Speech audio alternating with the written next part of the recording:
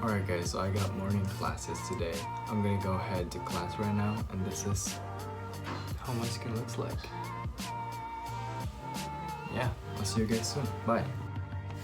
Okay, so this is an update of day 10. We've done our nighttime skincare routine, and this is the results.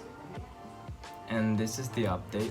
Well, I have one thing to point out, that this part right here, in the morning it was gone, literally, like it has gotten flat, but now it starts to bulge up again, and my turmeric and ginger shots is finished. So I haven't drank turmeric and ginger shot today, but I will make it again tomorrow. So we will stick back to our routines. But yeah, this is how it looks like. Super dark and red, and it kind of hurts a bit, but it is what it is, bro. So I'll see you guys soon.